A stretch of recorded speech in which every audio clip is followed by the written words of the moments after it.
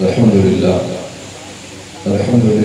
الذي زين النبيين بحبيبه المصطفى ومن على المؤمنين بنبيه المجتبى والصلاة والسلام على سيدنا محمد خير الورى وعلى آله وأصحابه المجابة إلى يوم الجزاء.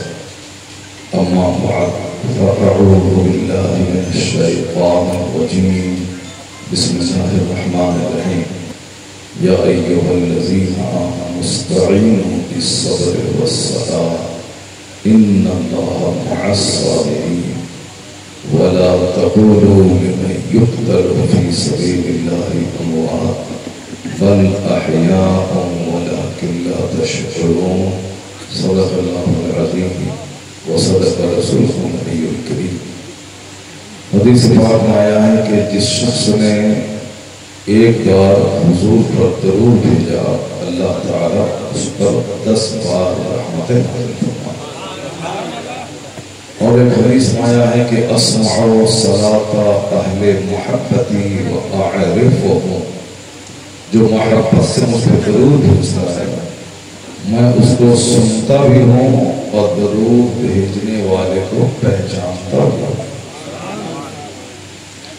آپ علیہ السلام فرماتے ہیں کہ من عثرت علیہ حاجت فلیکثر الصلاۃ علیک فإنها تکشف الہموم والغموم والکروب وتکسر الارزاق وتقضی الحوائج.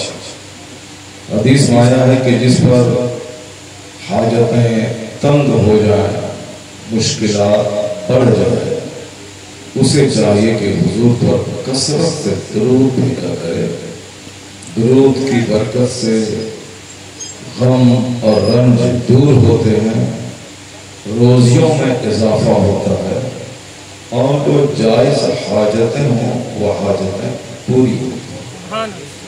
اللہ کے حکم کی تعمیر کرتے ہوئے آقا علیہ السلام کی تعظیم کی خاطر ثواب کی نیت سے سارے لوگ دل کھول کر بلند آواز سے درود پاک کا ورد کریں.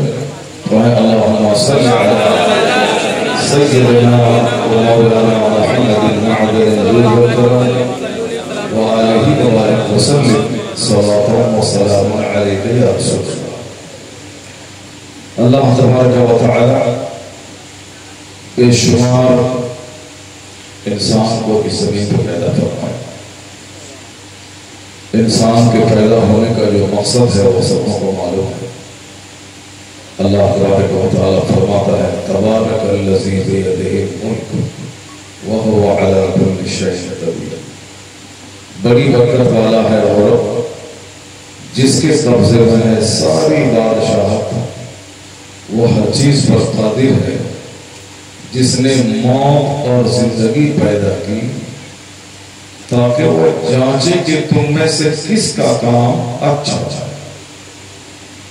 کاموں کی جانچ کے لیے اللہ نے انسان کو پیدا کیا، موت اور زندگی کو پیدا کیا. سارے لوگ پیدا ہوتے ہیں مرنے کے لیے ہی پیدا ہوتے ہیں. کوئی شخص ہمیشہ اس دنیا میں رہنے کے لیے نہیں پیدا ہوتا. سرکار غوث اعظم رضی اللہ تعالیٰ وہ تقریر کر رہے تھے، کسی نے آ کے بولا کہ حضور آپ کے بیٹے کا انتخاب ہو گیا.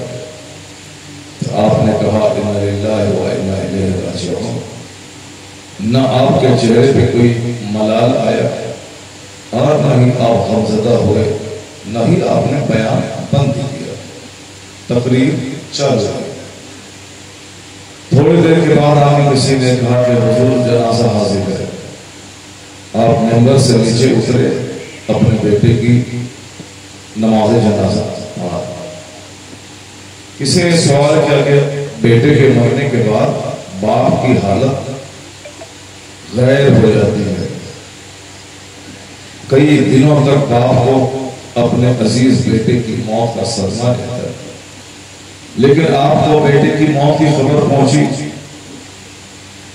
آپ کے چہرے پہ کوئی ملال نہیں آیا، آپ نے تقریر بند نہیں کی، دین کی خدمت جاری رہی. تو غوث پاک کہتے ہیں کہ جب بھی میرے گھر میں کوئی بچہ پیدا ہوتا ہے میں یہ سوچتا ہوں کہ مرنے کے لیے ہی پیدا ہوا۔ چھوٹے لوگ اور بڑے لوگوں میں ہی فرق ہوتا ہے کہ ہم لوگوں کی چوٹ سوچی ہوتی ہے، چھوٹی ہوتی ہے، بڑے لوگوں کی ساری باتیں حکمت سے بھری ہوئی ہوتی ہے۔ وہ سپاہ کہتے ہیں کہ میرے گھر میں جب بھی کوئی بچہ پیدا ہوتا ہے تو میں سمجھتا ہوں کہ مرنے کے لیے ہی پیدا ہوتا ہے، کیونکہ کوئی شخص دنیا میں ہمیشہ رہنے کے لیے نہیں پیدا ہوتا۔ کہتے ہیں کہ جب میں نے پیدا ہونے کے دن ہی مردہ سمجھ لیا تو آج ان کے مرنے کی خبر سننے کے بعد کیا میں پریشان ہو رہا ہوں۔ اتنی اچھی سوچ ہے کہ ایک باپ اپنے بیٹے کی موت کے بعد پاگل ہو جاتا ہے۔ ایک بیٹا ایم اے کیا ہوا تھا میرے گاؤں کا، انہوں نے ایگزام دیا تھا نوکری کے لیے، نوکری میں سلیکشن اس کا ہو چکا، جوائننگ لیٹر اس کا گھر آنے والا تھا۔ کسی بیچ اس کا بیٹا گاؤں میں آگ لگی، بجھانے کے لیے گیا، ایک گڈھا تھا اس میں گر گیا، اس کی موت ہو گئی۔ وہ آپ سمجھ سکتے ہیں کہ جوان بیٹا جس نے میٹرک سے ایم اے کیا ہو، ایگزام دیا ہو ویکینسیز کے لیے، اور پھر اس کا سلیکشن ہو گیا ہو، جوائننگ لیٹر اس کا آیا ہو، اس کے باپ پہ کیا گزرے گا؟ پیدا ہوتے ہی مر گیا ہوتا، یا ماں کے پیٹ میں مر گیا ہوتا، یا پھر میٹرک سے پہلے مر گیا ہوتا۔ لیکن جوان ہو جانے کے بعد، ایم اے کرنے کے بعد نوکری اب بالکل مل گئی ہے، جوائننگ لیٹر آ گیا ہے، ایسے میں وہ باپ پاگل نہیں ہوگا تو کیا ہوگا؟ لیکن جس کی نظر اولاد کی نوکری اور کھانے پینے مکان اور دکان پہ رہے گی وہی پاگل ہوگا۔ لیکن جو یہ سمجھ لے گا کہ ہر پیدا ہونے والا مرنے کے لیے ہی پیدا ہوگا اور سب کا ایک وقت متعین ہے اور اس سے ایک منٹ آگے اور پیچھے نہیں ہوگا، تو بندہ بولے گا کہ ہمارے ہاتھ میں ہے ہی کیا، یہ تو اللہ رب العزت نے پیدا کیا تھا، اس کی زندگی اتنی ہی دنیا میں لکھی ہوئی تھی، اس لیے ہمارا کیا چلتا ہے؟ بندوں کے چاہنے سے کچھ نہیں ہوتا ہے، وہی ہوتا ہے جو منظور خدا ہوتا ہے۔ یہ ایک اسلامی آئیڈیالوجی ہے، ایک اسلامی فکر ہے۔ یہ فکر اگر آدمی کے دماغ میں ہمیشہ رہے، وہ کبھی خودکشی نہیں کرے، وہ کبھی زہر کھا کے نہیں مرے گا، وہ کبھی ندی میں نہیں کودے گا، اور اس سے ہٹ کے جو سوچے گا نوکری نہیں ملی تو زہر کھا لے گا، کسی لڑکی سے محبت کیا، لڑکی نہیں ملی تو ٹرین کی پٹری میں کٹ جائے گا، ایک پلان تھا کہ سامنے والے کا مقابلہ کرنا ہے، ویسا گھر بنانا ہے، کاروبار نے ساتھ نہیں دیا، زہر کھا کے مر جائے گا۔ اللہ سے نظر جہاں ہٹی تھی، اللہ رب العزت نے جو کچھ تقدیر میں لکھ دیا ہے اس سے ہٹ کے بندہ اپنے من سے اگر سوچے گا تو وہیں سے تباہی کے دروازے کھلتے ہیں۔ اور آج دنیا میں پہلے کے مقابلے میں سوسائڈ کے رجحانات بڑھ گئے، خودکشی کی خبریں آئے دن آ رہی ہیں، لوگ نوکری نہیں ملی تو مر رہا ہے، کوئی چھوکری نہیں ملی تو مر رہا ہے، گاڑی نہیں ملی تو مر رہا ہے، سسرال والے سے سامان نہیں ملا تو مر رہا ہے، سماج میں پردھانی کا الیکشن لڑا تھا، الیکشن ہار گیا تو زہر کھا کے مر رہا ہے۔ اس کا علاج کسی کے پاس نہیں ہے، اس کا علاج صرف محمد عربی علیہ السلام کے پاس ہے۔ وہ علاج یہی ہے کہ حضور نے کہا دنیا والوں سے کہ جو اللہ پر بھروسہ کرتا ہے اللہ تعالیٰ اس کی تمام ضرورتوں کے لیے کافی ہو جاتا ہے۔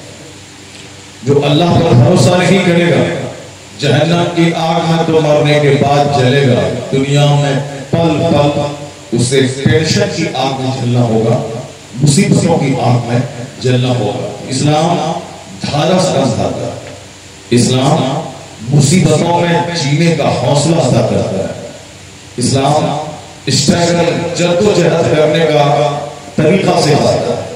اگر کامیابی نہیں ملی تو اسلام یہ کہتا ہے کہ تیری محنت ضائع نہیں جائے گا. اگر تم نے اچھا کام کیا ہے تو ایک ایک محنت کا زبردست بدلہ تجھے کرنے کے بعد قیامت میں دیا جائے گا.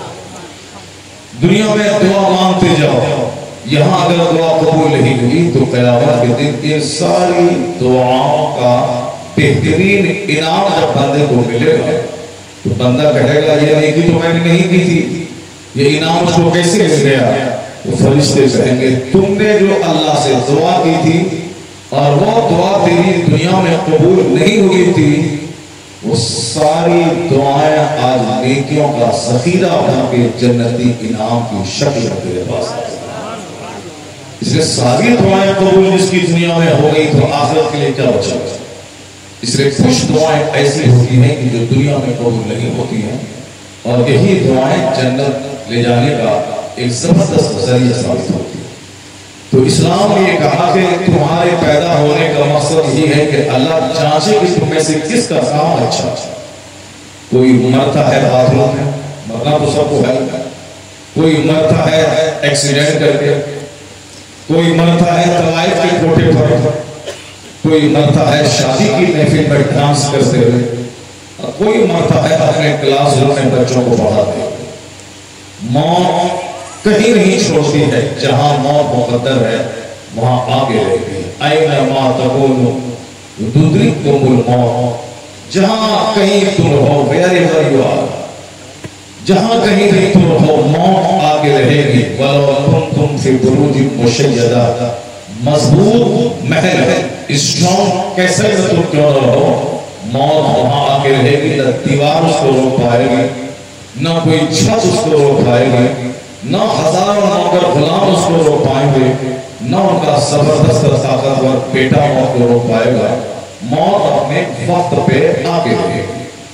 جب موت وقت پہ آگے رہے گی تو باتھ روم میں مرنا, ہل جوتے ہوئے مرنا, ٹریکٹر چلاتے ہوئے مرنا, شادی کی محفل میں ڈانس کرتے ہوئے مرنا, یہ کیسی موت ہے آپ سب کو معلوم.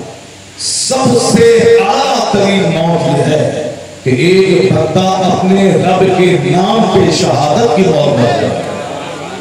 سب سے اعلیٰ قسم کی موت یہی ہے کہ بندہ رب کے دین کی حفاظت کے لیے رب کی راہ میں گردنیں کرے, شہادت کی موت مر جائے. جب مرنا ہی ہے تو کیوں طوائف کے کوٹھے پہ مرے, جلسے میں اللہ کا ذکر سنتے سنتے اتر جائے.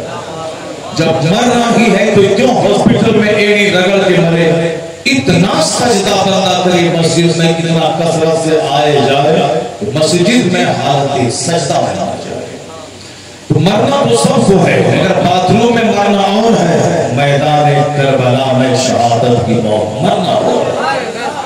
حسین اعظم نے ساری دنیا والوں کو اپنی زندگی سے اور اپنی شہادت سے پیغام دیا کہ دو چار پیسے کے لیے کیوں رشتہ ہے, مکان کی تعمیر کے لیے کیوں مرتا ہے, اچھا کھانے اچھا پہننے کے لیے کیوں مرتا ہے.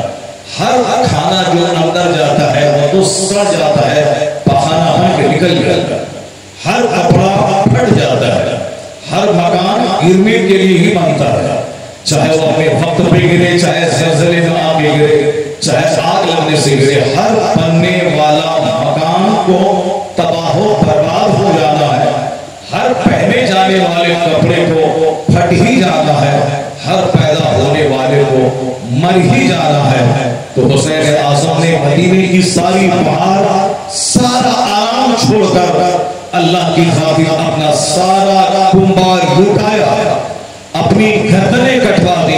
اللہ نے انعام کے طور پر یہ دیا کہ حسین تم نے قیمتی زندگی میرے مذہب کے نام کر دیا, تو اب جب تک اسلام رہے گا اس وقت تک تیری عظمت کا ٹنکا بجتا ہے.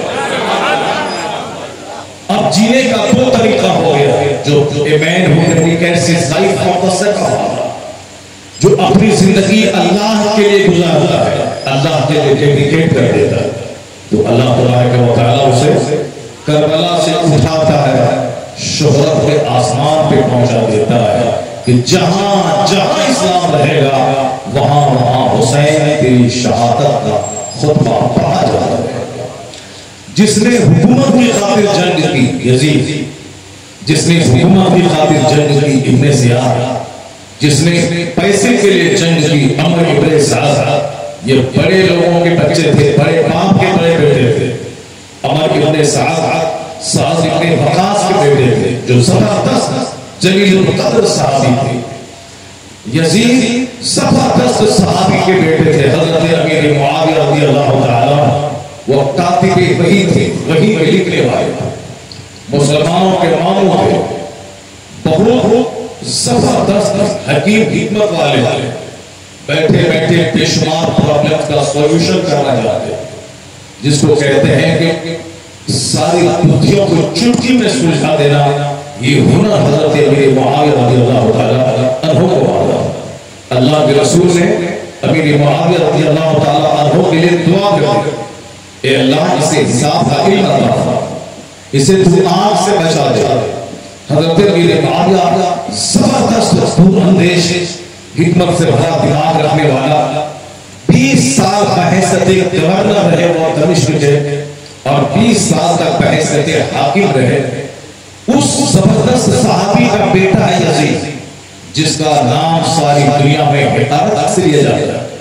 ایک بچہ مسلم سوسائٹی میں یزید نام کا نہیں ملے گا، چونکہ یزید حکومت کے لیے جیا، یزید سطح کے لیے جیتا رہا تھا، اس لیے یزید نام کا آج کوئی بچہ سماج میں نہیں ملے گا، یزید نام کا کوئی شخص نہیں ملے گا، مگر جس حسین نے مدینے کی بہار قربان کر، جس حسین نے اپنے بال بچوں سمیت آ کے اسلام کی خاطر اپنا سارا کنبہ مٹا دیا، تو جینے کا تو انداز تھا کہ ایک وہ جو بال بچوں کے لیے جیتا، ایک وہ جو حکومت کے لیے جیتا، ایک وہ جو دنیاوی سلطنت کے لیے جیتا، جو صرف دنیا کے لیے جیے گا ان کے بال بچے بھی اس کو بھول جائے گا، جو صرف مکان اور زمین کے لیے جیے گا ان کے بال بچے اس کی قبر پہ فاتحہ نہیں پڑھیں گے، ان کے بال بچے سے ان کا کلیجہ کبھی ٹھنڈا نہیں ہوگا، جو صرف بچوں کے لیے جیتا رہا، نماز چھوڑتا رہا بچوں کے لیے، رمضان کی تراویح کی نماز چھوڑتا رہا اپنے بچوں کے لیے، جمعہ اور عیدین کی نماز تک ترک کر دیا اپنے بچوں کے لیے، رات دن بالکل بھینس بھر کے کام میں لگا ہوا، 16 گھنٹے ڈیوٹی کرنا، پیسہ کما کے بچوں کے چھوٹا سا مکان بنا کے دینا، اور پوری موت مر جائے، نہ جی بھر کے سجدہ کرنا، نہ جی بھر کے نماز پڑھنا، نہ جی بھر کے تلاوت کرنا، 2-4 پیسے بچوں کے لیے کمانا، گھر بنا کے بچوں کے لیے چھوڑ کے مر جانا۔ کبھی بھی وہ اپنے بچوں سے اپنا کلیجہ سیراب ہوتا ہوا نہیں دیکھا گیا، چونکہ دستور ہے کہ آم کے پیڑ سے آم نکلتا ہے، لیچی نہیں نکلتی، کٹہل کے پیڑ سے کٹہل نکلتا ہے، سیب نہیں پھلتا، گیہوں لگانے کے بعد گیہوں ہی نکلتا ہے، باسمتی چاول دھان نہیں نکلتا، مکے کی کھیتی کرنے کے بعد مکئی کی فصل ہی پیدا ہوتی ہے، وہاں سے ہائی کوالٹی کی دال ہی پیدا ہوتی ہے۔ تو جس طرح کی سوچ بندہ رکھے گا اسی طرح کا رزق اس کو ملے گا۔ ایسا نہیں ہوگا کہ جی اپنے بال بچوں کے لیے اور فرشتے اس کا استقبال کرتے ہوئے جنت میں پہنچا ہے، یہ جیے اپنے مکان اور دکان اور گاڑی کے لیے اور یہ مسجد میں شہادت کی موت مر جائے، نہیں ہوگا ایسا، کیونکہ جو جیتا ہے بچوں کے لیے، جو مرتا ہے بچوں کے لیے، جو جیتا ہے مکان کے لیے، جو جیتا ہے کھیت کھلیان کے لیے، کھیت کھلیان سے بھی اس کو کوئی فائدہ نہیں پہنچے گا، وہ بخیل بن کے زندہ رہے گا، وہ کنجوس بن کے زندہ رہے گا، نہ اپنی کمائی سے خود فائدہ اٹھائے گا، نہ اس کو دین کا کوئی فائدہ ہوگا، کوئی دور شمار اس کی کمائی کھائے گا، سماج کا ٹکیٹ اس کی کمائی کھائے گا، جو 24 گھنٹے جھوٹ بولتا ہے تھانے تک کا داروغہ وہ اس کی کمائی لے گا، اور ہاسپٹل کا ڈاکٹر 2-4-10 ٹیسٹ لکھوا کر اور 2-4-10-20 دوائیاں لکھوا کر اس کے پیسے کو لوٹنے کی کوشش کرے گا، جو صرف مکان کے لیے جیے گا، جو صرف دکان کے لیے جیے گا، جو صرف اپنے بچے کے لیے جیے گا، میرا بچہ، میری بیوی، میرا گھر، میرا مال، اس کے بچے بھی اس کے نہیں ہوں گے، اس کی بیوی بھی اس کو چھوڑ کے دوسروں کے ساتھ بھاگ جائے گا، اس کا جوان بیٹا دوسروں کے ساتھ ہاتھ اس کی ناک کٹوا دے گا۔ اس آج دنیا میں جو کچھ ہو رہا ہے اللہ کی زمین پہ رہنے والا یہ صرف اپنے بچوں کے لیے سوچتا ہے. اللہ یہ آسمان کے نیچے سے سانس لینے والا یہ صرف دنیا کے لیے سوچتا ہے. اللہ کی دی ہوئی روزی کھانے والا یہ صرف اپنے بال بچے مکان دکان کے لیے سوچتا ہے. اللہ رب العزت نے ہمارے لیے ساری نعمتیں پیدا کی, یعنی ہمارے لیے اللہ نے روٹی پیدا کی, اللہ نے ہمارے لیے چاول پیدا کیا, اللہ نے ہمارے لیے ایک درجن ٹائپ کی دال پیدا کی, اللہ نے ہمارے لیے کاجو کشمش پستہ بادام پیدا کیا, اللہ نے ہمارے لیے سیب سنترا سیزنل فروٹس پیدا کیا, اللہ نے سارے پھلوں کا راجا آم ہمارے لیے پیدا کیا.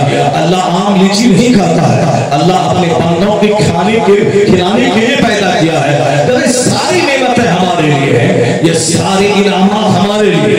زمین میرے لیے, آسمان میرے لیے, سورج کی روشنی میرے لیے تاکہ میں دن میں سورج کے اجالے میں کام کاج کر سکوں, ہاسپٹل اسکول جا سکوں, کالج جا سکوں, فیکٹری جا سکوں.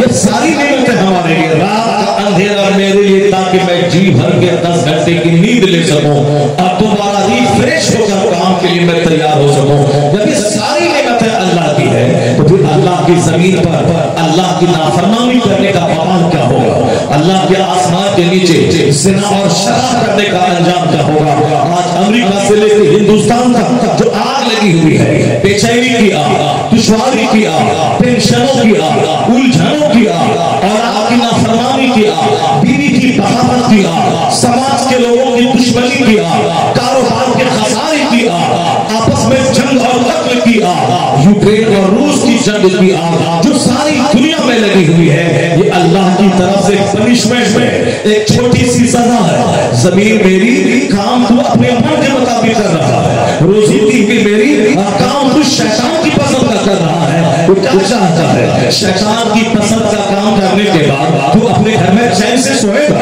تو اپنے بال بچوں سے اپنے جگر کو ٹھنڈک پہنچائے گا, تو دنیا میں اچھا شاندار گھر سے راحت بھری زندگی گزارے گا. ایسا نہیں ہوگا. میں نے سارا سکون اپنے ذکر میں رکھا ہے. جان لے کے دلوں کو چین نہ دنیاوی ساز و سامان سے ملتا ہے, دلوں کا سارا چین خدا کے ذکر میں ملتا ہے.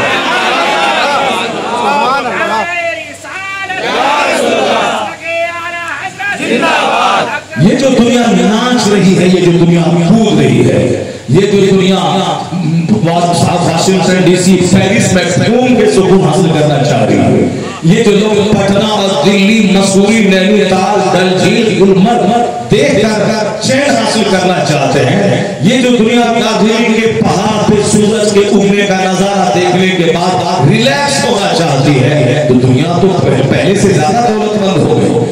ہمارے گھر میں پہلے سے زیادہ 100 کوٹل 100 بورا باسمتی چاول ہے, پہلے سے زیادہ 10 مکان پہ 5 طرح کے 10 طرح کی ترکاریاں موجود ہیں. پہلے سے زیادہ مست رہنا چاہیے, اور پورا چہرہ کالا ہو رہا ہے. یہاں تک کہ آدمی الجھنوں میں ایسا جی رہا ہے کہ بال بچے گھر میں اچھے نہیں لگ رہے ہیں. یہ الجھن اللہ کی طرف سے ہے. جو رب کا پائے گا اور شیطان کا گائے گا وہ کبھی چین نہیں پائے گا, چونکہ سارا چین اللہ نے اپنے محبوب مصطفیٰ کی غلامی میں رکھ دیا ہے, جو طبیعت کے مطابق نہیں, جو شریعت اور سنت کے مطابق جیے گا, وہ پھوس کے گھر میں بھی کیوں نہ رہے, اللہ اسے بادشاہوں جیسا چین عطا کرے.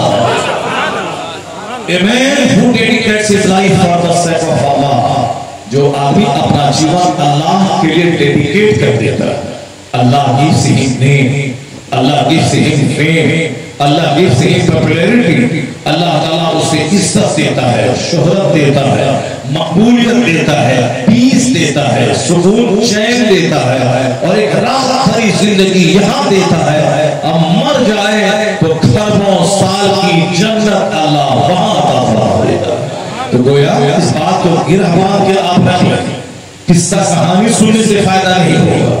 جو جینے کا رہسیہ, جو سیکریٹ آف لائف ہے, جو حسین اعظم نے اپنی شہادت سے جو پیغام دنیا والوں کو دیا ہے, اس پیغام کو آج ریمائنڈ کرنے کی ضرورت ہے, اس پیغام کو سمجھنے کی ضرورت ہے, جیون کا رہسیہ اس کو جاننے کی ضرورت ہے.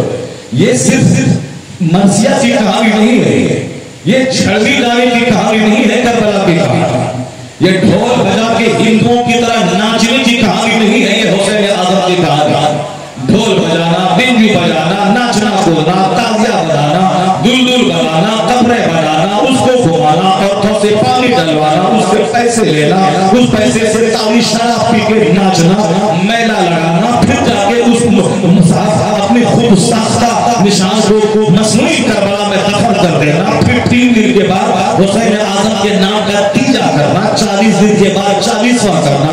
ہمارا باپ مرا، آپ کا باپ مرا تو صرف ایک بار شہادت، ایک بار تیجا، یعنی 3 دن کے بعد تیجا رسالے ثواب، 40 دن کے بعد 40واں، پھر اس کے بعد 40واں کبھی نہیں ہوتا ہے، صرف 40 دن کے بعد 40واں ہوتا ہے، 3 دن کے بعد تیجا ہوتا ہے، اور سال بھر کے بعد برسی ہوتی ہے. برسی تو سمجھ میں آ رہی ہے لیکن یہ 40واں سمجھ میں نہیں آتا.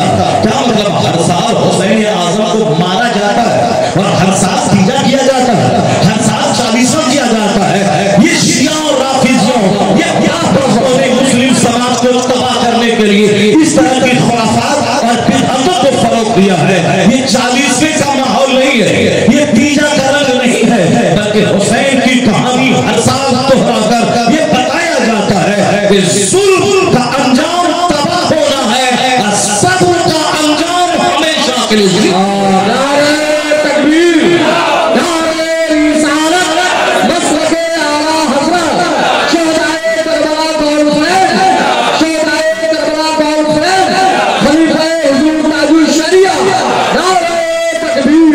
ماشاءاللہ ماشاءاللہ. امام حسین ویروں کے سردار کا نام، امام حسین شہیدوں کے امام کا نام، امام حسین یوم کے کنگ کا نام ہے، حق کی لڑائی لڑنے والے سب سے بڑے علم بردار کا نام ہے حسین. The greatest martyr of mankind، انسانی زندگی کے سب سے بڑے شہید کا نام ہے علی بابا. قیامت تک جو بھی ظالم کے خلاف زبان کھولے گا، ظلم کے خلاف زبان کھولے گا، زبان اس کی ہوگی مگر یہ حوصلہ حسین کا ہوگا. حسین اعظم مصیبتوں میں گھر کے دشمنوں کے بیچ میں گھگیایا نہیں، اس سے زندگی کے رحم و کرم کی بھیک نہیں مانگی، اپنے بال بچوں کی زندگی کی بھیک نہیں مانگی، بلکہ حسین اس ویر کا نام ہے جو دشمنوں کے بیچ گھر کر بھی حوصلہ نہیں کھویا، حوصلہ نہیں کھویا، اپنی ہمت کو نہیں کھونے دیا، دشمنوں کی آنکھوں میں آنکھیں ڈال کے بتا دیا تو میرا ہاتھ لینا چاہتا ہے نہیں لے پائے گا، میں گردنیں کٹوا دوں گا مگر میں اپنے ضمیر کا سودا نہیں کر سکتا. حسین اعظم اپنا اسٹور کرا، حسین اعظم ہاتھ درشک کرا، حسین اعظم ایک زبردست رہنما کرا، حسین اعظم سماج کی تمام برائیوں کو مٹانے کا جذبہ دینے والے سب سے بڑے مبلغ اعظم کا نام ہے. لوگوں نے حسین کی کہانی ایک مظلوم کی کہانی بنائی، حسین کی کہانی گانے بجانے کی کہانی بنائی، حسین کی کہانی کو لوگوں نے جھڑنی اور منصیت کی کہانی بنا دی، حسین کی کہانی کو لوگوں نے سینہ کوبی اور ماتم کی کہانی بنا دی. حسین کے نام کا ماتم نہیں ہوتا ہے، حسین کی زندگی سے اسپرٹ لی جاتی ہے، حسین کی زندگی سے حوصلہ لیا جاتا ہے، حسین کی زندگی سے روشنی لی جاتی ہے. ماتم کرے وہ جس کا حسین مر گیا ہے، ہمارا حسین تو زندہ ہے. قرآن کہتا ہے جو خدا کی راہ میں قتل کیے جائیں وہ زندہ ہے، اسے مردہ مت کہو. حسین تو زندہ ہے تو زندوں کا ماتم کیسا، زندوں کے سینہ کو بھی کیسی. سنی ماتم نہیں کرتا، سنیوں کو فخر ہے کہ میرا امام جان دے دی مگر ایمان اور سبحان اللہ سبحان اللہ.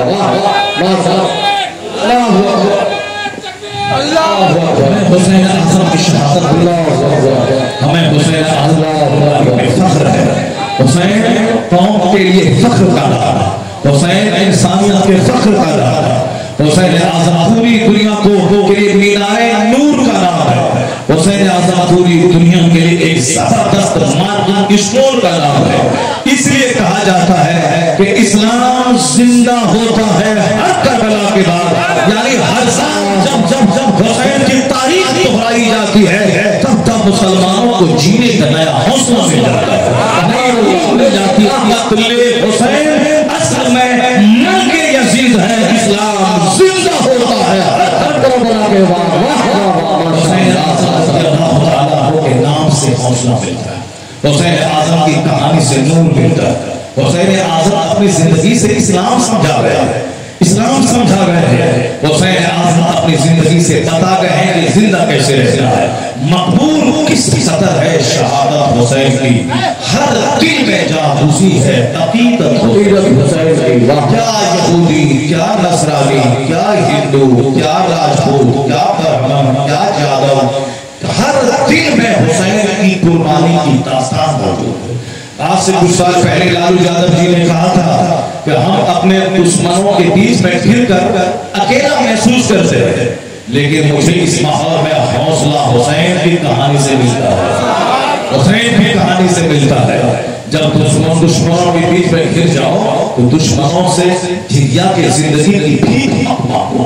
बहादुर भीख नहीं मांगता, मरना तो है ही। बहादुर आला किस्म की मौत मरने को तरजीह देगा। बहादुर ये कहता है कितने दिन तक जिंदा रहोगे? 100 साल। 100 साल के बाद फिर तुझे मरना है। कितने दिन तक जिंदा रहोगे? 180 साल। 80 साल के बाद क्या होगा? मरना है। मगर कैसे मौत मरना है? हजरत मूसा अलैहिस्सलाम के पास मलकुल मौत आया है। मूसा अलैहिस्सलाम उनके डरावने चेहरे को देखकर एक तमाचा ऐसा मारा कि उसकी एक आंख निकल गई। फरिश्ते अल्लाह की बारगाह में हाजिर हुए, आपके कलीग, आपके दोस्त ने मुझको मेरा हाल ये कर दिया है, मैं रूह कब्ज करने गया। अल्लाह ने कहा कि जाओ जाओ मेरे कलीग से कहते ना एक जानवर लेके जाओ, आप कहते ना कि कितनी जिंदगी वो चाहता है, इस पर अपना हाथ रखते हैं, उस हाथ के नीचे जितना बाल आ जाए उस बाल बराबर मैंने उनको जिंदगी अता कर दी।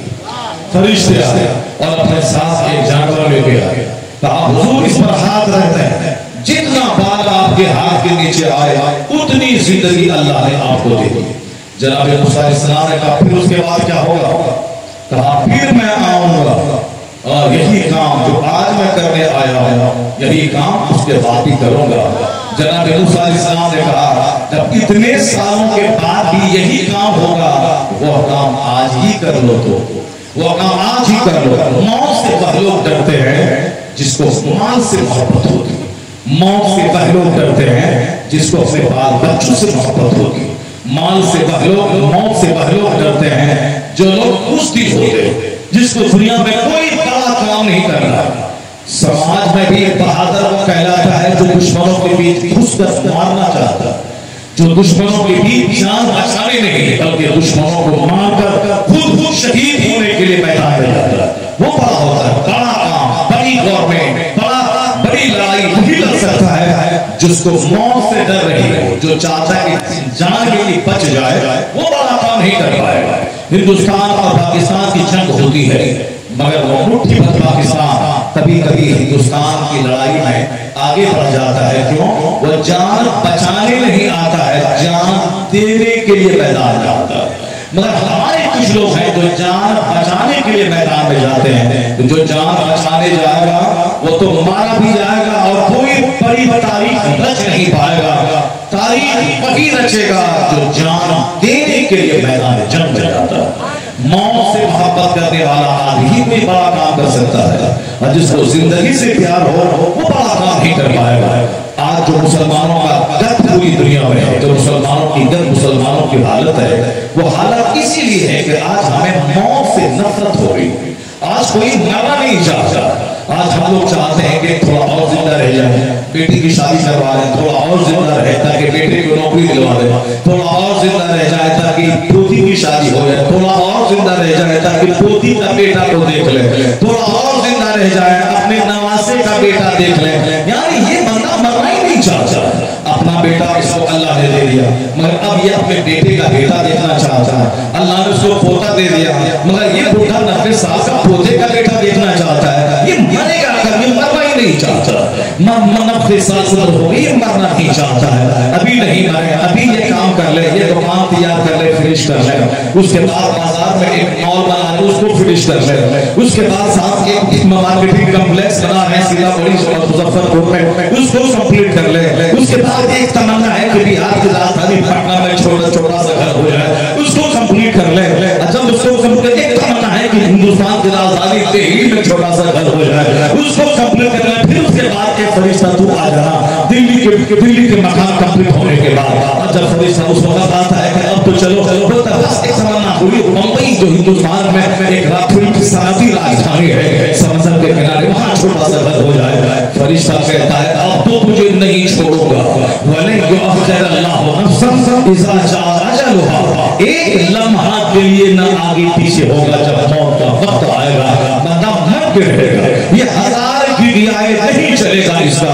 फरिश्ता उसकी रूह कब्ज कर लेता है, मतलब बंदे की मर्जी पे छोड़ दिया जाए, ये कभी करना नहीं चाहेगा। 500 बरस की उम्र इसकी हो जाएगा, ये बिस्तर से पेशाब साफाना करने लगे, मगर ये मरना नहीं चाहेगा। इसलिए मौत अचानक आती है, मौत सडन आती है, ताकि बंदे से पूछ के आए ये करना नहीं चाहेगा। इसलिए बंदों की कोई मर्जी नहीं चलती। जब मौत का वक्त आता है, फरिश्ते उसकी मर्जी के खिलाफ उसकी रूह कब्ज कर लेते हैं।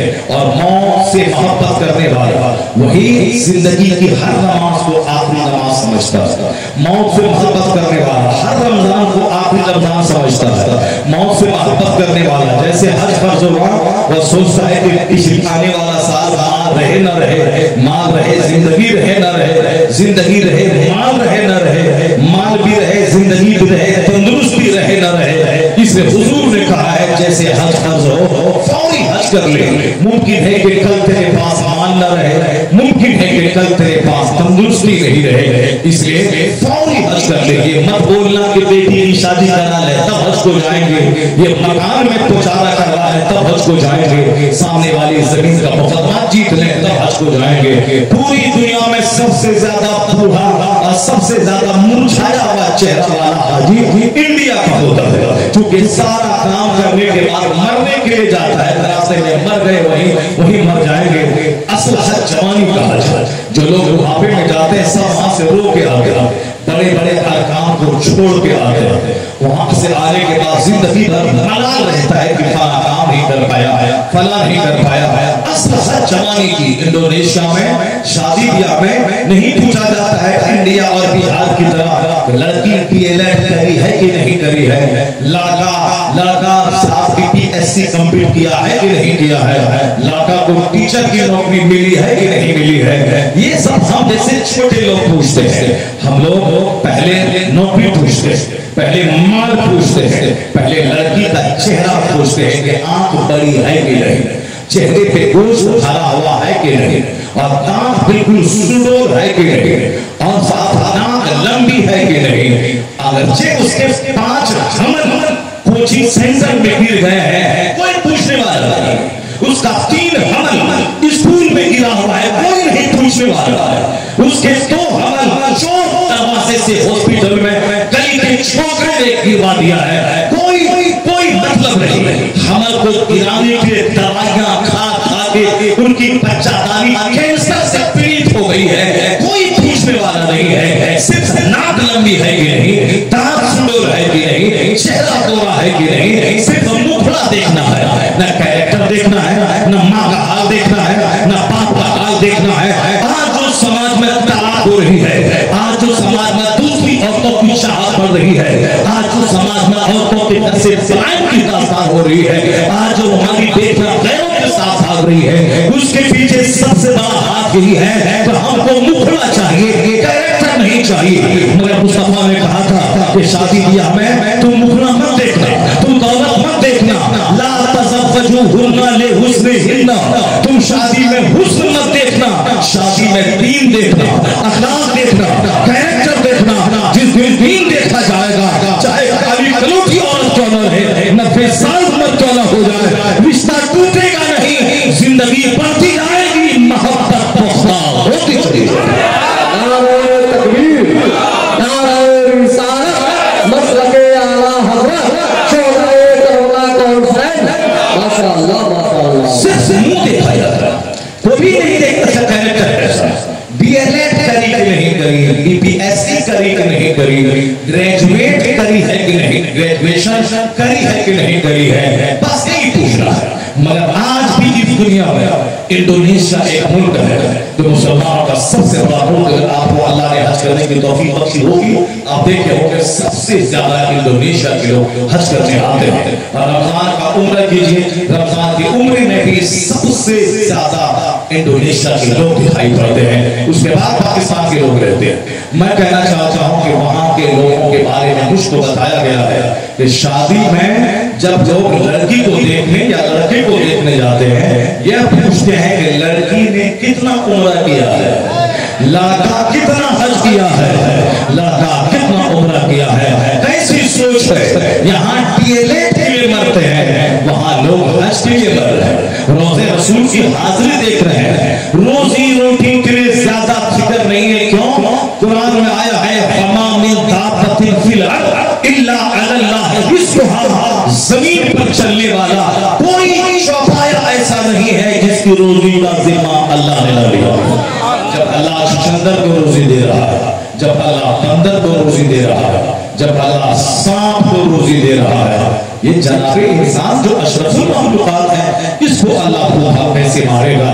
اللہ اسے روزی دیتا ہے, بس بندہ اپنا کام کرے. یہ عبادت کے لیے پیدا ہوا ہے, اپنی زندگی کو اچھے کام سے سجا دے, عبادت کر دے, روزی کی فکر نہ کرے. جب اللہ چور کو روزی دیتا ہے, کافر کو روزی دیتا ہے, جو سجدہ کرے گا کیا اللہ اس کو بھوکا رکھے گا؟ جو تلاوت کرے گا اس کو بھوکا رکھے گا؟ نہیں, اسے عزت کی روزی یہاں دے گا, عزت کی جنت وہاں. اللہ کافروں کو اس دنیا میں اگر وقتی طور پر آرام دے بھی دیا ہے تو سمجھ لیں کہ ایک بڑی تکلیف کے لیے اللہ اس کو تیار کر رہا ہے. خوب جانور کو گھاس کھلا کھلا کے موٹا بنایا جاتا ہے چونکہ اس جانور کو ذبح کرنا ہے, ڈھیر چربی ملے, ڈھیر گوشت ملے, انجام ذبح کرنا ہے. اس لیے اسے گھاس کھلایا جاتا ہے, اسے چنا کھلایا جاتا ہے. انجام کافروں کا جہنم ہے, جہنم کی دہتی ہوئی آگ جہاں خربوں سال وہاں سنکوں سال ہمیشہ ہمیشہ forever, وہاں موت ہی نہیں ہے کہ مرے. اسے کافروں کو 10 مقام دے کر, 1000 ایکڑ زمین دے کر, حکومت دے کر, منترالیہ دے کر, اسے صاحب دنیا کا سب سے بڑا مالدار بنا کر وہ موٹا تازہ کیا جاتا ہے کیونکہ انجام جہنم کی آگ ہے. انجام ہے آگ کی زمین, آگ کا کوڑا, آگ کی چھتیں, آگ کی دیواریں, منہ کے بل گھسیٹ کر آگ میں ڈالا جائے گا. اس میں دنیا میں تھوڑا سا فائدہ اٹھا لے, منترالیہ لے لے, حکومت لے لے, دولت لے لے, امریکہ میں ریسٹورنٹ لے لے, ہندوستان میں 1000 ایکڑ زمین کی زمینداری لے لے, کتنے دن تک 70 سال 80 سال, اس کے بعد مرنے کے بعد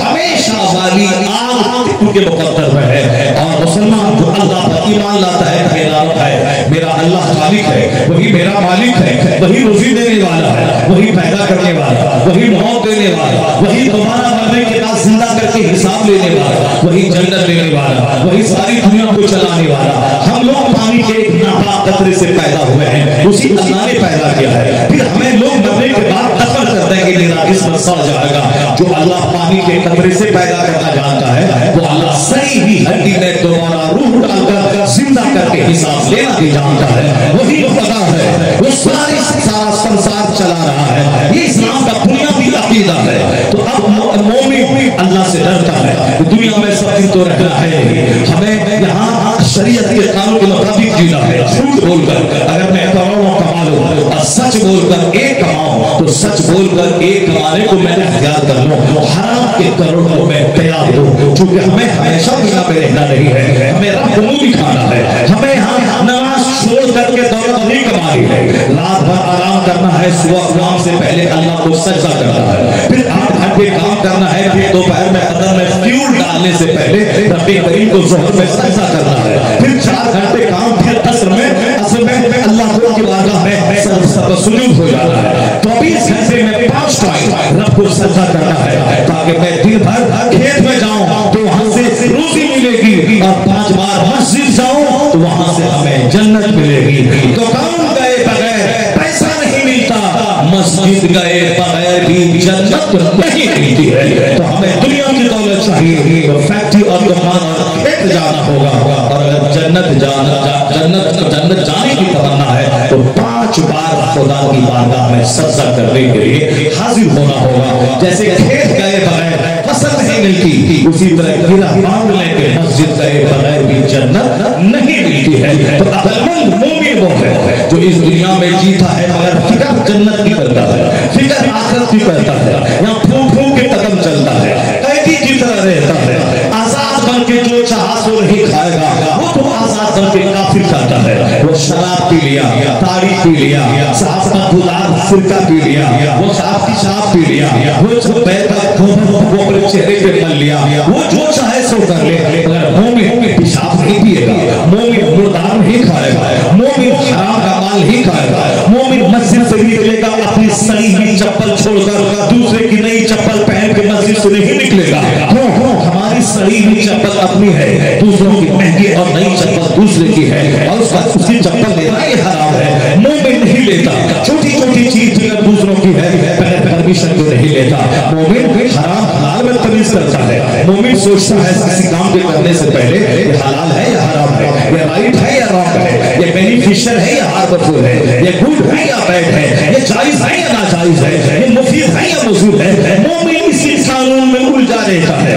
یہ نہیں کرنا ہے حرام ہے، یہ کرنا ہے یہ فرض ہے، یہ نہیں کرنا ہے یہ مکروہ ہے، یہ کرنا ہے یہ واجب ہے، یہ سنت ہے. ایک قیدی کی طرح مسلمان زندگی گزارتا ہے. اللہ اسے بسمت عورتیں ہی دیتا ہے، کھانے پینے کی تنگی دیتا ہے، اسے اولاد کی تنگی دیتا ہے، اسے مکان دکان کی اقتدار کی تنگی دیتا ہے، تاکہ تھوڑے دن صبر کر لے، 10 سال صبر کرے، 70 سال صبر کرے، چونکہ اس کو اربوں سال کی جنت ملنے والی ہے، سونے چاندی کا گھر ملنے والا ہے، 50 ہزار غلمان نوکر غلام ملنے والے ہیں، 70 خوبصورت حور ملنے والی ہیں. اس لیے اللہ مسلمانوں کو دنیا میں آزمائشوں سے گزارتا ہے تاکہ 70 سال صبر کرے اور سزا کی اللہ کی جنت میں پہنچ جائے.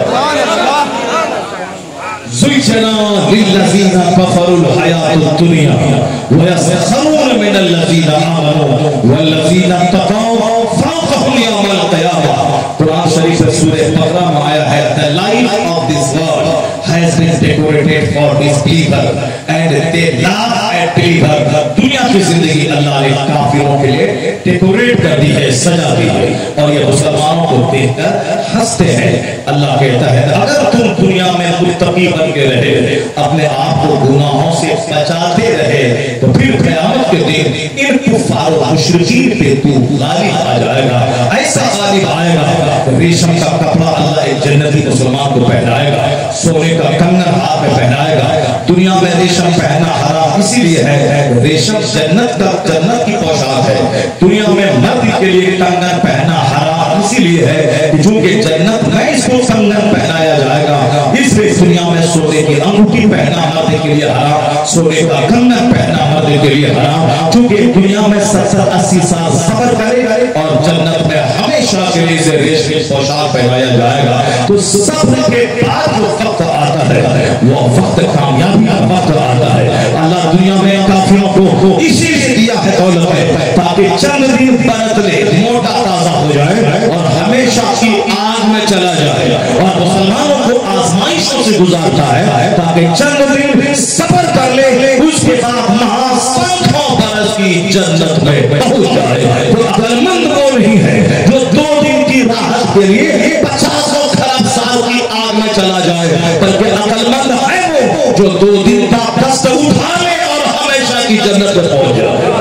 مومن عقل مند ہوتا ہے. مومن کو صرف دنیا نہیں چاہیے، مومن کو اخوہ چاہیے. اب ذرا میں کربلا کی ہسٹری آپ کے سامنے میں کھولتا ہوں اور وہاں سے جو نور ملتا ہے اس تمہید کی روشنی میں حسین اعظم کی زندگی سے وہ ساری گڈ کوالٹیز آپ پا سکتے ہیں، ساری رہنمائی حاصل کر سکتے ہیں. ایسے ہی حسین کا چرچا عام نہیں ہے، ایسے ہی حسین کو سارے لوگ اپنا رہنما نہیں مان رہے ہیں، ایسے ہی ہر گھر میں حسین کے نام کی فاتحہ نہیں ہے، ایسے ہی کافی لوگوں کے یہاں بھی حسین کا چرچا ایسے ہی نہیں ہے. حسین اعظم کی کہانی حکمتوں کا بھنڈار اپنے دامن میں رکھتی ہے، روشنی کا ایک خزانہ اپنے دامن میں رکھتی ہے. حسین اعظم کی زندگی کے بارے میں یہ کہا جاتا ہے کس قدر مقبول ہے حسین کی شہادت پوری دنیا میں مقبول کس قدر ہے، شہادت حسین کی ہر دل میں جاگوزی ہے عقیدت حسین، ہر دل میں جاگوزی ہے عقیدت حسین۔ یہ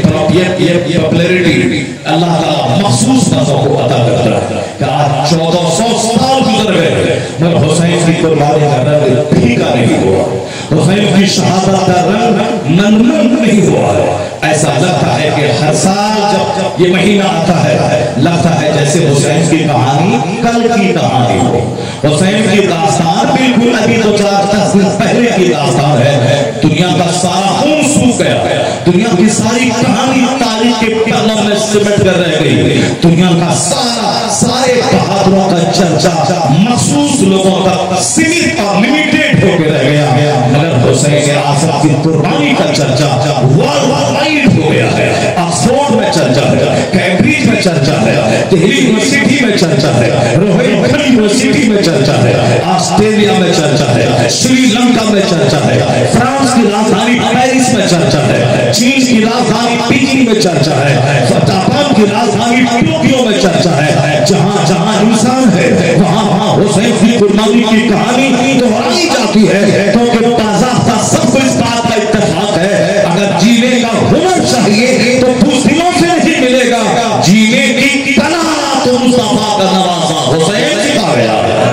جینے کا ہنر تو حسین سے کوئی سیکھے، جینے کا مرکہ حسین سے کوئی سیکھے، تو حسین نے جو باتیں بتا دی ہیں آج اسی کا نتیجہ ہے کہ ان کی شہادت کا رنگ گہراتا چلا جا رہا ہے، چرچا بڑھتا چلا جا رہا ہے، ان پر کتابیں لکھی چلی جاتی جا رہی ہیں، ان پر کتاب ہوتا چلا جا رہا ہے، ہر خطیب نیا نیا گوشہ ان کی شہادت میں نکالتا چلا جا رہا ہے۔ مقبول کس قدر ہے شہادت حسین کی کہ ہر دل میں جاگوزی ہے عقیدت حسین کی، ہر دل میں حسین کی محبت پوشیدہ ہے۔ حسین کے نام سے جو دعا کی جاتی ہے اسے وسیلے سے وہ دعائیں قبول ہو کے رہتی ہے۔ یہ دعا امام باپ پہ نہ کی جائے، یہ دعا نشان کے پاس نہ کی جائے، یہ دعا تعزیت کے پاس نہ کی جائے، بلکہ ان تمام بہنوں کو اس بات کا بھرپور اعتماد اس کو حاصل ہے کہ اپنے گھر میں حسین اعظم کے نام کی فاتحہ گرا کر وہیں سے کربلا کی طرف رخ کر کے حسین اعظم کے شہیدوں کے سردار ہے، ان کو ہمیشہ زندہ ہے، وہ شہیدوں کے سردار ہے، جب سے شہید ہوئے ان کو ایک زندگی مل گئی ہے،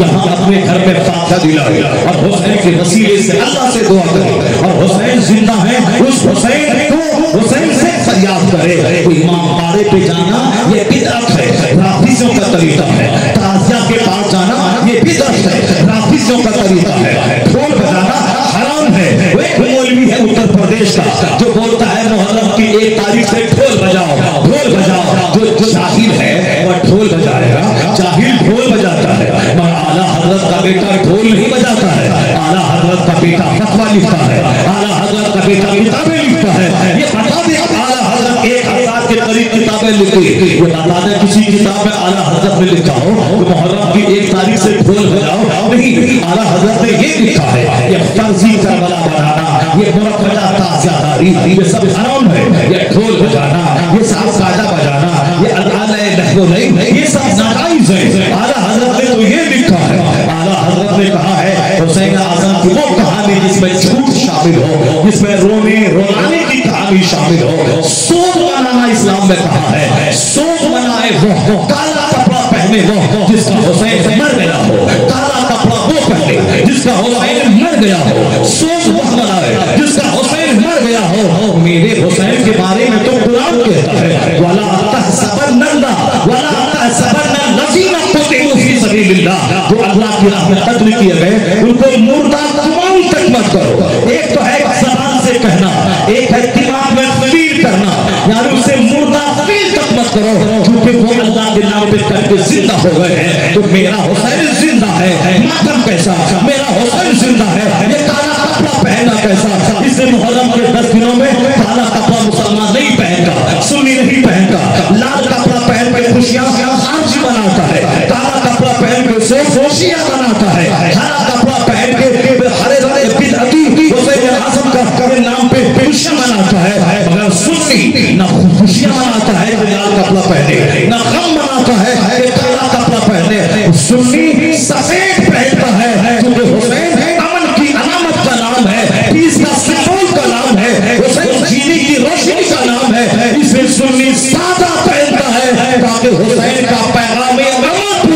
दुनिया पे पहुंचा दिया।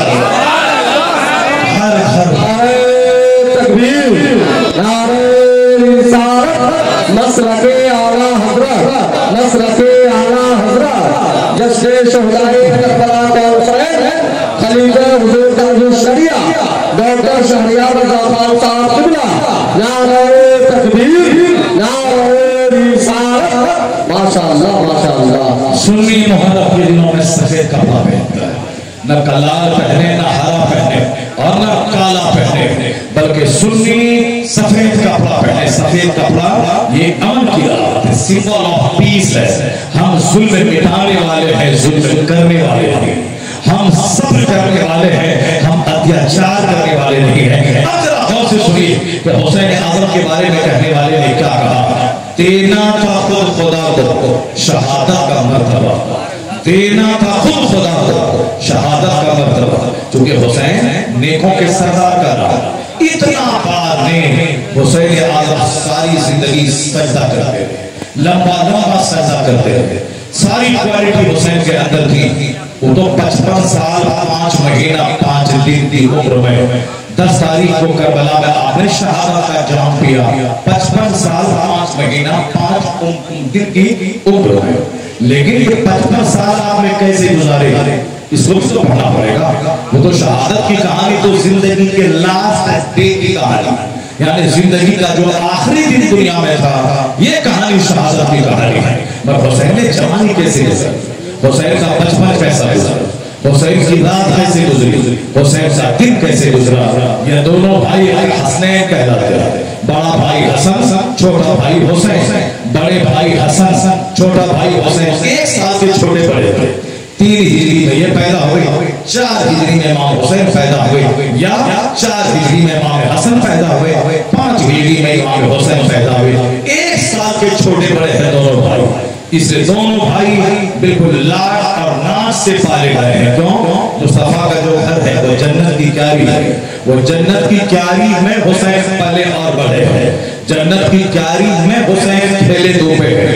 जन्नत की क्यारी में जिब्राइल अमीन को आते हुए हुसैन ने देखा है। मुस्तफा जान रहमत पे कहीं नाज़िल होते हुए देखा है। अपनी माँ को रात रात भर सजदा करते हुए हुसैन ने देखा है। अपने बाप को रात रात भर क़याम करते हुए हुसैन ने देखा है। जो बेटा अपने बाप को देखेगा तो मेरा बाप दिन में 5 बार गुटखा खाता है, तो उसका बेटा 10 बार गुटखा खाएगा। और जो बेटा अपने बाप को देखता है या दिन में 50 बार मोबाइल चलाता है, उसका बेटा 100 बार मोबाइल चलाएगा। क्यों? एक बेटा अपने बाप से लाइट लेता है, अपने बाप की नकल करता है। एक बेटी जब देखेगी मेरी माँ 5 बार गैर मर्दों से बातें करती है, अपने शौहर से छुप छुप के बातें करती है, तो उसकी बेटियां भी 50 बार गैरों से बातें करेंगी। क्योंकि सबसे पहला असर माँ बाप के कैरेक्टर का बच्चों पे पड़ता है। अगर माँ बाप जिंदगी रोजाना 5 वक्त की नमाज पढ़ते हैं, तो बच्चा माँ बाप के सरसों को देखकर ये बच्चा भी 5 बार नमाज के अलावा चाहेगा मैं तहज्जुद भी पढ़ लूं, मैं इशराक भी पढ़ लूं, मैं अवाबीन भी पढ़ लूं, मैं चाश भी पढ़ लूं। यानी बाप के सजदे का असर बच्चों पे पड़ता है। अगर बाप लखेरा है, बाप रजील है, बाप गुंडा है, बाप सनीना देखने वाला है, बाप जुआ सट्टा खेलने वाला है, क्या उम्मीद करते हैं कि गेहूं लगा के वहां से बासमती धान उग जाने नहीं होगा। जैसी माँ वैसा बच्चा, जैसा बाप वैसा बच्चा, जैसी जमीन वैसी फसल, जैसा दरख्त वैसा फल। ये पैगाम भी करबला से मिल रहा है। जो मदीने का सुचैन कुर्बान करके करबला चला गया हो, वहां भूख है, वहां प्यास है, वहां परदेश है, वहां शक्कर मैदान है, दोपहर में चिलचिलाती धूप है, दुश्मनों की 22,000 लहराती तलवार है, तीरों की बारिश है। जानते थे मदीने से निकलने का मतलब है भूख का रास्ता, प्यास का रास्ता, कत्ल का रास्ता, जिंदगी का सारा सुख चैन लुटाने का रास्ता। मगर हुसैन ने इन तमाम आराम को त्याग कर भूख का रास्ता चुना, कत्ल का रास्ता चुना, उन्होंने प्यास का रास्ता चुना। वह जानते थे कि इस मुसीबत के बाद आसानी है। उन्होंने अपने बाप अली को देखा था जिहाद करते हुए, उन्होंने अपने बाप अली को देखा था 40 के जी की तलवार चलाते हुए, उन्होंने अपने बाप अली کو دیکھا تھا لمبا سجدہ کرتے ہوئے، انہوں نے اپنی ماں فاطمہ الزہرا کو دیکھا تھا کہ ایک سجدے میں صبح کر دے رہی ہے، 5 وقت کی نماز ہے، عشاء کی نماز پڑھنے کے بعد نفل کے لیے کھڑی ہوئی فاطمہ الزہرا ایک سجدے میں سحر ہو جاتی ہے۔ طویل سجدہ کرنے والی ماں، طویل سجدہ کرنے والا باپ لاجواب، ماں لاجواب، تو اللہ نے بیٹا حسن حسین جیسا لاجواب عطا فرمایا کہ ماں کا سجدہ عشاء سے لے کے صبح تک کا تھا، اور بیٹا کا سجدہ وہ کربلا میں سجدہ کیا، سر جھکایا، اب میدان محشر میں وہ سر اٹھائے گا، نانا کے غلاموں کی بخشش کروا۔ اس لئے اے میری قوم، اگر چاہتے ہو تو کہ میرا بچہ نیک بنے، میرا بچہ بہادر بنے، میرا بچہ خیر بنے، میرا بچہ جد و جہد کرنے والا بنے، تو آپ مسلم بنے، آپ درپور بنے، آپ خود علم کا چراغ اپنے سینے میں جلائے، آپ خود کتابوں سے تعلق رکھیے، اپنے بچوں کو اپنے سے قابل بنائیے۔ ایک ہی درجہ ہے اولاد اور والدین کا، دوسرے لوگ کبھی نہیں چاہتے کہ آپ سے کوئی دوسرا آگے بڑھ جائے، آپ ہمیشہ چاہتے ہیں کہ میرا دوست ہو وہ ہم سے ڈاؤن رہے، اب نہیں جائے۔ ایک ہستی ہے ماں باپ کی جو ہستی ہمیشہ چاہتی ہے میں اگر ایم اے کیا ہوں میرا بچہ پی ایچ ڈی کر لے، اگر میں نے پی ایچ ڈی کری ہے میرا بیٹا M A L L B کر لے، اگر میں نے پی ایچ ڈی کیا ہے تو میرا بیٹا پی ایچ ڈی 2-4 سبجیکٹ میں کر لے، میرا بیٹا کالج کا پروفیسر بن جائے، میرا بیٹا کورٹ کا بیرسٹر بن جائے، میرا بیٹا کورٹ کا جج بن جائے، اگر میں لائر بنا ہوں تو میرا بیٹا جج بن جائے۔ یہ ماں باپ ہے جو حسد سے نسیلہ پاک ہوتا ہے، یہ ماں باپ اپنے بال بچوں کو بلندی پہ دیکھنا چاہتے ہیں۔ اگر آپ چاہتے ہیں کہ میرا بیٹا کچھ کرے تو آپ ہمیشہ نہیں، آپ دماغ میں پلان ہی بنا ہے کہ میں سبزی بیچتا ہوں میرا بیٹا سبزی بیچے گا، میں گاڑی چلاتا ہوں میرا بیٹا گاڑی چلائے گا، میں بیل چلاتا ہوں میرا بیٹا بیل چلائے گا۔ نہیں، ہمیشہ پلان حالی رکھے کہ میں نے نہیں کہا مگر میں قسم کھاتا ہوں زمین بیچ کر اپنے بچوں کو پڑھاؤں گا، میں مکان بیچ کر اپنے بچوں کو پڑھاؤں گا۔ ہندوستان میں عزت کے ساتھ جینے کے لیے کسی نیتا کا تلوار نہیں چاٹنا ہے، کسی نیتا کا جھولا نہیں ڈھونا ہے، ایک ووٹ دینا ہے۔ الیکشن کا موقع آئے گا جا کر کے ایک ایماندار آدمی کو ووٹ دے دے، اس پارٹی میں بھی رمیش، اس پارٹی میں بھی رمیش، اس پارٹی میں رمیش، اس پارٹی میں امیش، تو رمیش کو تو ووٹ دینا ہے، چاہے جنتا دل میں دیں، چاہے کانگریس میں دیں، چاہے بھاجپا میں دیں، چاہے جے ڈی یو میں دیں، چاہے سوراج پارٹی میں دیں، جس میں بھی دینا رمیش کو تو ہی دینا ہے، جو آنیسٹ ہو، جو ایماندار ہو، جو ہمارا ویل ہو، جو ہمارا شبھ چنتک ہو، جانا ہے وہ دے دینا ہے۔ اس کے بعد ساری زندگی سیاست اور راجنیتی میں اپنے آپ کو بلا نہیں دینا، اپنے بال بچوں کو سفید کپڑا پہنا کے نیتا کا غلام نہیں بنا دینا ہے۔ یا نیتا جب تک جیتا ہے تب تک وہ مکھ منتری کی کرسی پر بیٹھا ہے، لیکن جس دن وہ ہار گیا بہار کا نتیش وہ ہرنوٹ جائے گا، ہندوستان کے مودی وہ گجرات جائیں گے، اتر پردیش کا فنڈی وہ گورکھناتھ نمبر جائے گا۔ الیکشن ہار گیا سڑک پہ آ گیا، لیکن اگر تیرا بیٹا ڈی ایم بن گیا 62 سال 60 سال تک وہ ڈسٹرکٹ کا مالک رہے گا۔ اگر تیرا بیٹا جج بن گیا وہ ریٹائر ایک کچہری کا جج رہے گا۔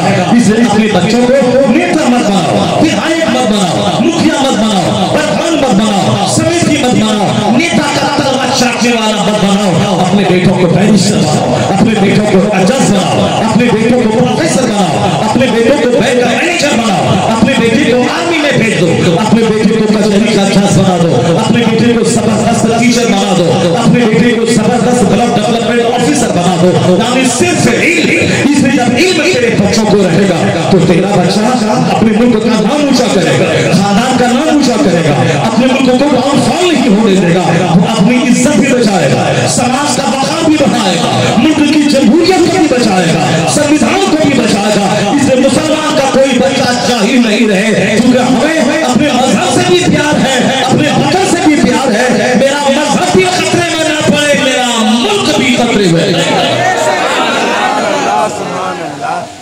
وہ دوسرے لوگ ہیں جو کہتے ہیں کہ میں پکا دیش بھکت ہوں اور امریکہ جاتے ہیں امریکہ کی غلامی کرتے ہیں، امریکہ کی تعریف کرتے ہوئے نہیں تھکتے ہیں۔ وہ تو ہم لوگ ہیں چاہے افریقہ جائیں چاہے لندن جائیں، اور ہم یہی بولتے ہیں کہ لندن لندن سے اچھا ہندوستان ہمارا، امریکہ سے اچھا ہندوستان ہمارا، چائنا سے اچھا ہندوستان ہمارا، دبئی سے اچھا ہندوستان ہمارا، یعنی ان سارے جہاں سے اچھا ہندوستان ہمارا، ہم بلبلے ہیں اس کی یہ گلستان۔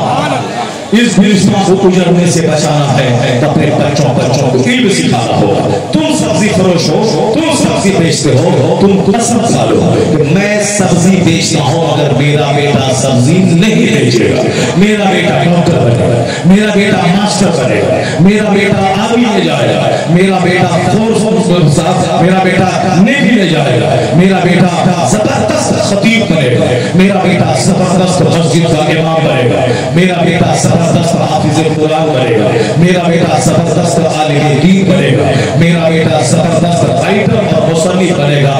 پلان بڑا بنائی، اب خود کو بڑا بنا کے رکھیے، اولاد آپ کی بڑی بن جائے گی، کیونکہ مولا علی ہمیشہ میدان جنگ میں جہاد کرتے تھے۔ خیبر کا قلعہ فتح کرنے والا مولا علی، میدان جنگ میں تلوار والا سر جس کو سلام کرنے کے لیے چھپا رہتا تھا وہ مولا علی، بحر تسلیم میں علی میدان میں سر چھپے رہتے ہیں تلواروں کے۔ اعلیٰ حضرت کہتے ہیں علی کو سلام کرنے کے لیے تلواروں کا سر میدان جنگ میں چھپا رہتا تھا۔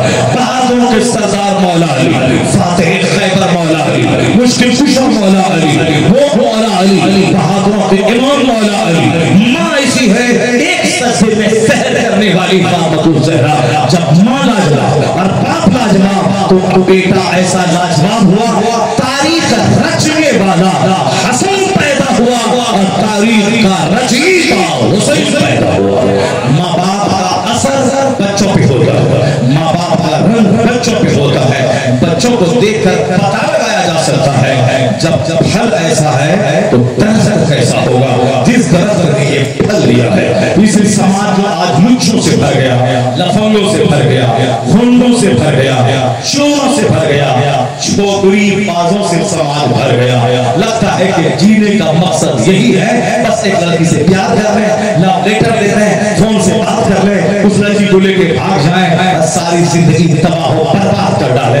یہی ہے، اپنے بال بچوں پہ کڑی نظر رکھیے۔ اپنی بچی کے ہاتھ میں اسمارٹ موبائل دینے کا مطلب اس کی دنیا اور آخرت دونوں تباہ و برباد کر دیتے ہیں۔ اپنے بال بچوں کو نگرانی سے ہٹ کر جہاں جا رہا ہے چھوٹ دے دیا، نہیں پوچھا کہ تم کو 6 بجے آنا تھا 8 بجے کیوں آئے، تم کو 5 بجے آنا تھا 6 بجے کیوں آئے، کیوں آئے؟ بچوں پہ کڑی نظر، کھاتا تو میرا ہے، رہتا میرے گھر میں ہے، میں نے تجھ کو پیدا کیا ہے، تو منمانی کیسی؟ آنا ہے 6 بجے تو آ رہے ہیں 10 بجے، اور یہ ہجڑا باپ بولتا ہے کہ ہم کیا کریں، بیٹا تو اب ہوشیار ہو گیا، بیٹا تو اب بڑا ہو کر کیا کہیں، جب تک تم زندہ ہے تیرے سامنے تیرا بیٹا چاہے کیوں بن جائے، وہ تیرا بیٹا ہے، وہ تیرا باپ نہیں ہے۔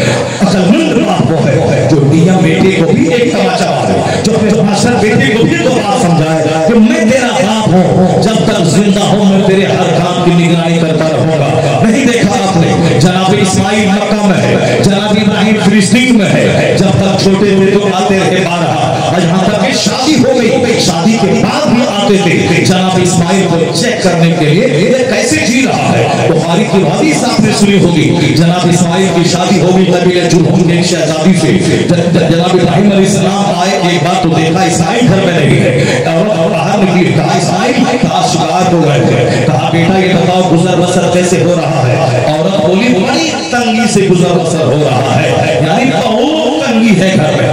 جناب ابراہیم نے کیا کہا، اسماعیل آ جائیں اسے میرا سلام کہہ دینا، اور کہہ دینا کہ دروازے کی چوکھٹ کو بدل دے، خیر عطبت آبی، دروازے کی چوکھٹ کو بدل دے۔ جناب اسماعیل آئے، آپ کی بیوی نے ساری کہانی سنائی، ایک بوڑھا شخص آیا تھا، انہوں نے ایسا ایسا کہا ہے، آپ سمجھ گئے وہ میرے باپ ابراہیم تھے، تمہاری اس بولی سے میرے باپ ناراض ہو گئے کہ تم نے غریبی کی شکایت کی، تم نے غربت کی تنگی کی، زندگی کی تنگی کی شکایت کی، اور تم نے کہا بڑی تنگیوں سے تم گزر رہے ہیں، جبکہ آدمی کو ہر حال میں شکر ادا کرنا چاہیے، ہر حال میں کہنا چاہیے اللہ کا شکر ہے، مگر تیری زبان سے جو جملہ نکلا میرے باپ ناراض ہو گئے۔ उन्होंने जौहर बदलने का मतलब तुझको तलाक देने का इशारा दिया है। एक जवान बीवी, खूबसूरत बीवी को एक अल्लाह तलाक कैसे देता है? हाँ, नजर आपकी फरमाबरदारी पर रहे, नजर आने वाली नस्ल पर रहे। कमजोर औरत कभी एक तरह औलाद जन्म नहीं देगी। कमजोर औरत का बच्चा कमजोर पैदा होगा।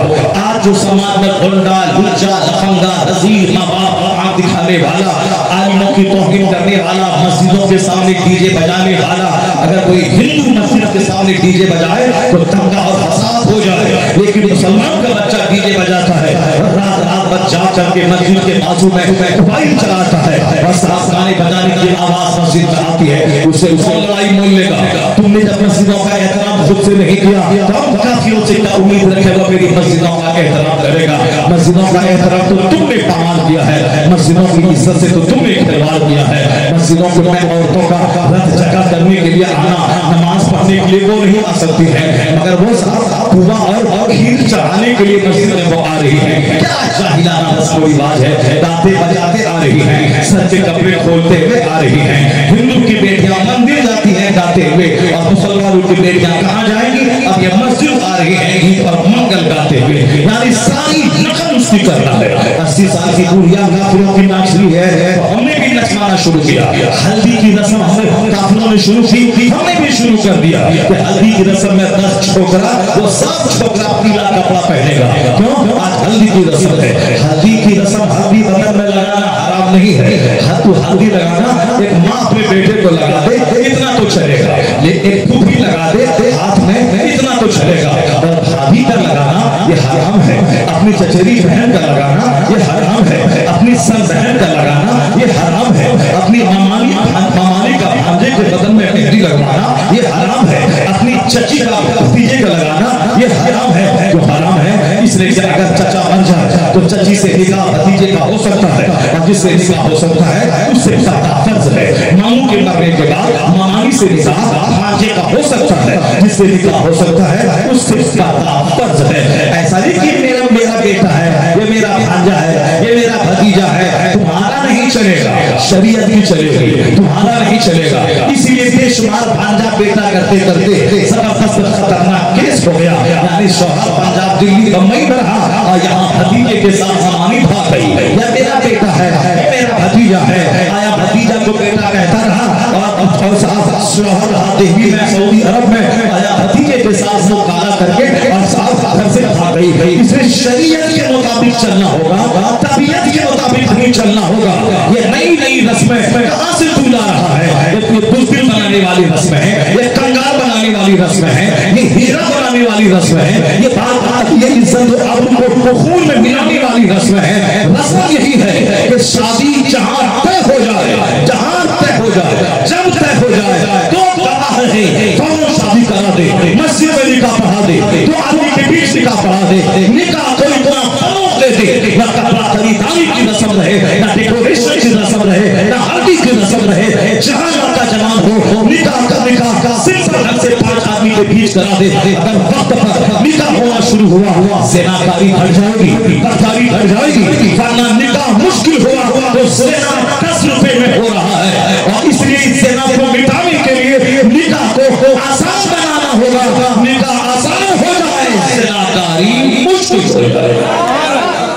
निकाह को आसान बनाना होगा, निकाह को सिंपल बनाना होगा, निकाह के तमाम जटिल रस्मों को निकाह से हटाना होगा। हुजूर निकाह वो निकाह सबसे बरकत वाला है जो निकाह सबसे सिंपल और सादा और कम खर्च वाला निकाह हो।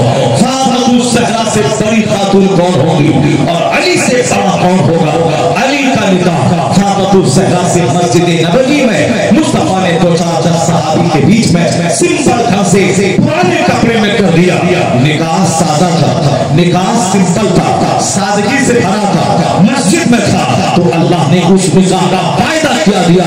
क़यामत तक सारी दुनिया में रोशनी फैलाने वाला हसन और हुसैन जैसा बेटा निकाह जिसका मुश्किल होगा, निकाह जिसका जटील होगा, आने वाली नस्लें उसकी खतरनाक होगी, वो रिश्ता नापायदार होगा। इसलिए मुस्तफा की सुन्नतों में दोनों जहां का सुकून है, मुस्तफा की गुलामी में दोनों जहां का चैन है। अब जरा गौर से سے میری بات سنو. جناب اسماعیل نے باپ کی مرضی کے مطابق اپنی جوان خوبصورت بیوی کو طلاق دے دیا, کیونکہ وہاں خوبصورت بیوی نہیں چاہیے, وہاں باپ کی خوشی چاہیے.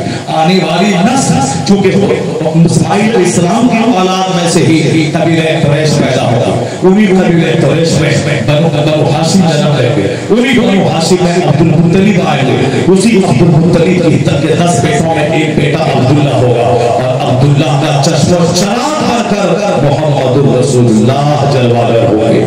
یعنی وہی عرب کے لوگ جن کے کاندھے پر دنیا کی قیادت کا بوجھ ہے. اتنا زبردست عرب جو عجم کو ہلا دے, جو دنیا سے کفر مٹا دے, جو دنیا سے انکار مٹا دے.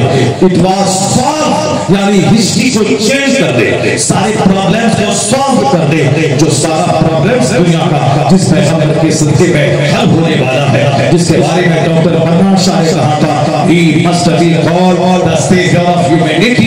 If a man like him were to assume the dictatorship of the modern world, he must succeed in solving its problems. Bernard Shaw جیسا کرسچن بولا تھا, اسلام کے پیغمبر محمد عربی صرف مسلمانوں کے نہیں, مانوتا کے رکشک کا نام ہے, انسانیت کے محافظ کا نام ہے. دنیا کا جتنا مسئلہ ہے, سارے مسئلے کا حل محمد عربی کے پاس موجود ہے. ساری سماسیاں کا سمادھان محمد عربی کے پاس موجود ہے. اس لیے اتنا بڑا پیغمبر جہاں جنم لینے والا ہوں وہ کمزور ماں کی اولاد نہیں ہوگی. اس لیے ابراہیم علیہ السلام سے لے کر آج تک 5000 سال ہو گئے تو آقا علیہ السلام کو اس دنیا میں بھیجنا تھا, مکہ کو آباد کرنا تھا. ایک زبردست ماں سیدہ ہاجرہ کو بھیجا گیا, ایک زبردست بچہ حضرت اسماعیل کو بھیجا گیا. زبردست باپ حضرت ابراہیم علیہ السلام نے فلسطین سے چل کر اس کے آب و گیان وادی کو آباد کرنے کے لیے اپنی بیوی, اپنے دودھ پیتے بچے کو اسی جگہ چھوڑ کے چلے گئے. اللہ پر بھروسہ رہا, اللہ نے اسے تباہی سے بچایا اور ایسا آباد کیا کہ پورا مکہ آج دنیا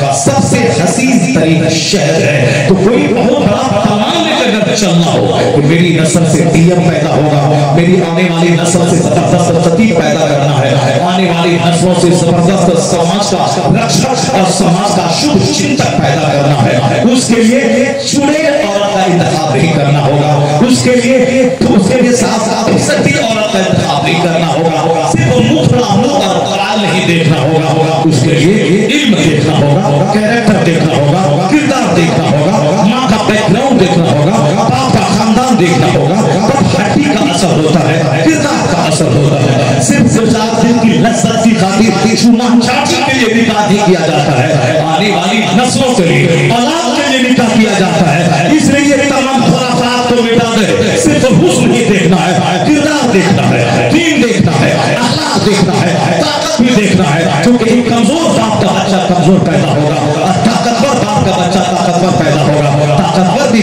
خود طاقتور بنے تاکہ آنے والی نسل اچھی ہو. جناب اسماعیل نے طلاق دے دیا تو کیا مطلب بیوی سے محروم ہو گئے, چونکہ اللہ کی محبت میں طلاق دیا, اپنے باپ کی فرمانبرداری میں طلاق دیا تھا. جو اللہ سے سودا کرتا ہے, اللہ سے سودا کرنے والا خسارے میں نہیں رہتا. ادھر طلاق دیا, ادھر دوسرے خاندان کی زبردست شہزادی سے ان کا نکاح اللہ نے کروا دیا. اللہ سے سودا کر کے دیکھیں, اللہ کی خاطر طلاق کی سبزی نہ کے دیکھیں, اللہ کی خاطر مصیبت سے اٹھا کے دیکھیں. اللہ کتنے انعامات سے نوازتا ہے, کتنے بڑے انعامات سے نوازتا ہے. خسارے میں نہیں رہے گا نماز پڑھنے والا, خسارے میں نہیں رہے گا دین کی خدمت کرنے والا, خسارے میں نہیں رہے گا. فزکس کیمسٹری بایولوجی میتھ پڑھنے والا جب 2 ٹکا کمائے گا, کیا قرآن پڑھنے والا بھوکا رہے گا, کیا حدیث پڑھنے والا بھوکا رہے گا. جب بھاشن دینے والا نیتا فارچونر پہ چلے گا, کیا امر بالمعروف کرنے والا مذہبی رہنما کیا یہ کنگال رہے گا, کیا دانے دانے کو ترسے گا. نہیں, ایک رہنما ہمارا انڈیا میں تھا. آپ نے تو مودی کو دیکھا, آپ نے تو نرسمہ راؤ کو دیکھا, آپ نے تو اٹل بہاری واجپئی کو دیکھا, آپ نے تو راجیو گاندھی کو دیکھا, پر ہم نے ایک رہنما کو دیکھا ہے جو واٹس ایپ سے دور رہا, فیس بک سے دور رہا, جو انسٹاگرام سے دور رہا, ہمیشہ لوگوں کی بھیڑ بھاڑ سے دور رہنے کی کوشش کی, مگر وہ ہمارا روحانی خالق جب دنیا میں رہا تو لاکھوں کروڑوں کی بھیڑ لگتی رہی. ایئرپورٹ پہ ہے تو بھیڑ ہے, اپنے محلے کی گلی میں سوداگران میں تو بھیڑ ہے, گوا میں ہے تو بھیڑ ہے, امریکہ میں ہے تو بھیڑ ہے, افریقہ میں ہے تو بھیڑ ہے. جب تک دنیا میں زندہ رہے لاکھوں کی بھیڑ جمع ہوتی رہی. دنیا سے جاتے جاتے لگ بھگ 1 کروڑ کا میلہ لگا کے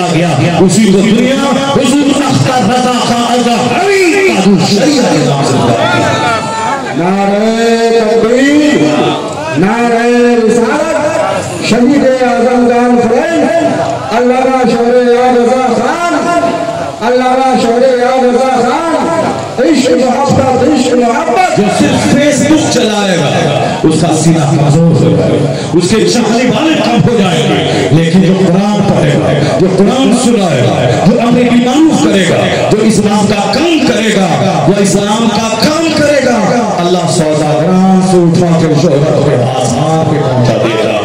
آج حسین کا ایک غلام احمد رضا بریلی میں ان کی قبر ہے، وہ قبر میں ہے، جیسے حسین اپنی قبر میں آرام کر رہے ہیں مگر شہید ہیں، وہ جنت میں ہے۔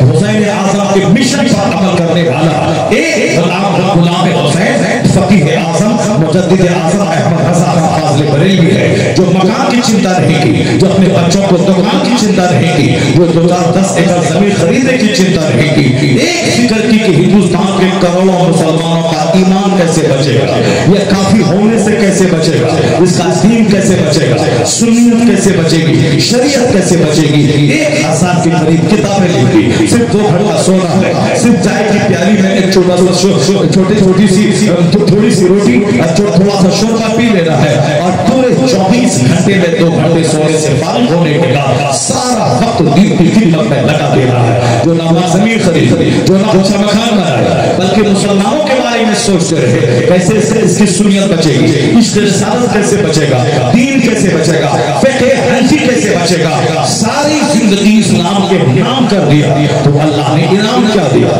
108 سال گزر گئے ان کے دنیا سے گئے ہوئے، آج آکسفورڈ میں رضا، کیمبرج میں رضا، سری لنکا میں رضا، ہالینڈ میں رضا، ہندوستان کے ہر اسٹیٹس میں رضا، مسجدوں میں رضا، مدرسوں میں رضا، اسکول میں رضا، کالج میں رضا، اس رضی کے موقع پر 30 لاکھ لوگ کم و بیش آتے ہیں، سب کی زبان پہ رضا، دنیا بھر میں کروڑ سنی مسلمان 25 سفر کو فاتحہ دلاتے ہیں، سب کی زبان پہ رضا۔ یہ کروڑ کی جماعت کہاں سے پیدا ہو گئی، ان سے انکار کرنے والے کہاں سے آ گئے؟ یہ رضا رضا رضا کا نغمہ ایسا لگ رہا ہے جیسے کسی کہنے والے نے بڑی پیاری بات کہہ دی، وادی رضا کی وہ ہمارا رضا کا ہے، جس ہم کو دیکھیے وہ علاقہ رضا کا ہے۔ رضا دین کے لیے زندہ رہا، مصطفیٰ کا خطبہ پڑھتا رہا، نبی کرتا رہا، اللہ نے سوداگران سے اٹھا کر وہ عزت دے دی کہ جیتوں نے زندگی بھر نبی کیا ہے، اور اب جب تک نبی کا غلام رہے گا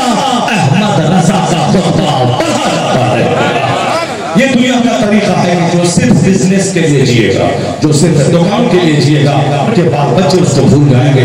میں اس بات کا بار بار ریپیٹ کر رہا ہوں، a man who dedicates his life for the sake of Allah، کیونکہ حسین کی زندگی کے پیچھے دین کی خدمتیں شامل ہیں، حسین کی شہرت کے پیچھے ان کی قربانی شامل ہے، حسین کے بال بچوں کی عزت کے پیچھے ان کی قربانی، اور پریکٹیکل میں اسلام کو جو سمجھایا ہے وہ ہے۔ بس میں صرف 2 سے 3 بار میدان کربلا کی کہانی سے آپ کے لیے اور ہمارے کے لیے جو مینار نور ہے اس کو میں ٹچ کرتا ہوں، دین کیسے حسین سمجھا گیا۔ اب بات صرف اتنی سی تھی، امام علی مقام رضی اللہ تعالیٰ عنہ وہ حضرت مولا کے شہزادے، اس سے پہلے ان کے بڑے بھائی امام حسن جو ان سے 1 سال سے بڑے تھے، متقی لاجواب، نمازی لاجواب، سخی لاجواب، اتنے بڑے سخی کہ ہم لوگوں نے آج تک اپنی دولت کا حساب لگا کر کبھی بھی آدھی دولت اللہ کی راہ میں کبھی ہم لوگ خرچ نہیں کیے ہوں گے۔ اور خرچ کیسے کر سکتے ہیں؟ جو مال وہ دان سے پکڑ کے رکھتا ہے اس کے دل میں مال ہی مال رہے گا، مال دینے والے کی محبت میں سے رہے گی۔ جو چاہتا ہے کہ زیادہ مالدار بنے وہ مال سے پیار نہ کرے، مال دینے والے رب سے پیار کرے۔ جو ان کے ہاتھ میں روپیہ ہے اس پر بھروسہ نہ کرے، جو اللہ کے ہاتھ میں ہے اس خزانے کے بھروسہ کرے، پھر وہ ہمیشہ مسکراتا رہے گا، ہمیشہ غنی رہے گا۔ اور جو مال کو دیکھے گا یہ مال میرا ہے، میں پکڑ کے رکھوں، پورے دن میں کام آئے گا، فکس ڈپوزٹ کر دو ڈبل ہو جائے گا، یہ مال رہے گا تو کام چلے گا، مال کو دیکھے گا تو وہ مال دیکھتے دیکھتے کنگال ہو جائے گا۔ آیا ہے حدیث میں مال پہ بھروسہ مت کر، مال دینے والے پہ قریب بھروسہ کر۔ امام حسین نے اس پر مضبوطی سے عمل کیا، زندگی میں 2 بار 2 बार या 3 बार अपने पूरे माल का हिसाब लगाया। अगर 10 लाख दिरहम आपके पास था, 5 लाख आधा माल खुदा की राह में खैर कर दिया। आधा माल सबसे बड़े सखी हुसैन। और जिंदगी में 2 बार पूरे माल का हिसाब लगाया। यानी अगर आपके पास 1000 दिरहम था, सुई तक घर में नहीं रखा, सारा माल खैर कर दिया। यानी सबसे बड़े सखी हसनैन करे गए, मौला के दोनों शहजादे, सबसे बड़े दीन की खिदमत करने वाले ये दोनों शहजादे। एक शख्स को देखा नमाज गलत पढ़ रहा, उन्होंने नहीं कहा तुमने नमाज गलत पढ़ी, सजा ठीक नहीं किया, सारे मसले अल्लाह के हुजूर बयान करना शुरू किया। जो दूसरों से मसला बयान करता है उसका मसला गहराता चला जाता है। और जो रब्बे करीम की बारगाह में आंसू बहा के दुआ करता है, पहाड़ बराबर कर्ज हो, अल्लाह उसकी रिहाई का इंतजाम फरमा देता है, उसके सफर का इंतजाम फरमा देता है। आज मुसलमानों की आंख सूख गई, आज मुसलमानों का दिल सूख गया, आज मुसलमान सजदे में लज्जत नहीं महसूस कर रहा है।